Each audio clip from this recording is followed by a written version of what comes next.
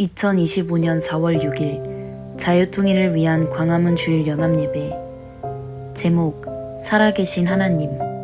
본문 히브리서 11장 1절에서 6절. 신앙의 출발은 하나님의 살아계심을 인정함으로부터 시작합니다.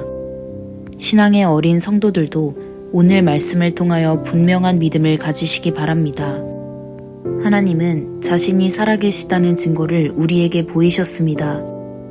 로마서 1장 20절을 보면 창세로부터 그의 보이지 아니하는 것들 곧 그의 영원하신 능력과 신성이 그 만드신 만물에 분명히 보여 알게 되나니 그러므로 저희가 핑계치 못한다고 말씀하고 있습니다. 말씀처럼 하나님의 살아계심을 먼저는 자연과 우주를 보면 알 수 있습니다. 우주의 크기는 얼마나 클까요? 빛은 1초의 지구를 7바퀴 반을 돕니다. 이 속도로 1년을 간 거리를 1광년이라고 합니다. 인간이 상상할 수 없는 거리입니다. 그러나 우리가 밤에 보는 별은 무려 50억 광년의 거리를 달린 빛입니다. 그러니 우주의 크기는 인간이 상상할 수도 없는 넓이입니다.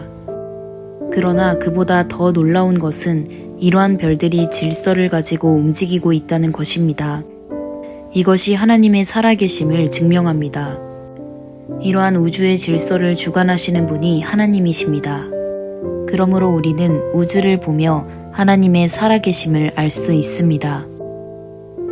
둘째로 바로 나라는 존재가 하나님 살아계심을 증거합니다. 모든 존재는 그 앞에 존재의 원인이 있습니다. 내가 존재하기 위해서는 나보다 앞서 부모님이라는 존재의 원인이 있습니다. 또 부모님도 할아버지라는 존재의 원인이 있기에 존재할 수 있었습니다. 이렇게 존재를 거슬러 올라가다 보면 그 최초의 존재가 있는데 그분을 여호와 하나님이라고 합니다.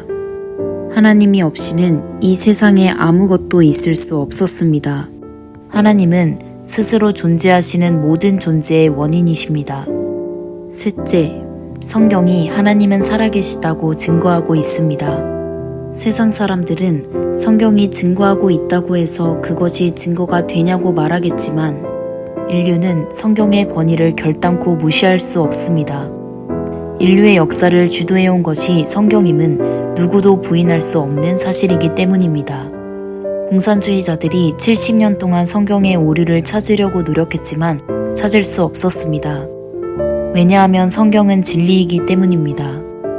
그래서 성경의 권위는 절대적인 것입니다.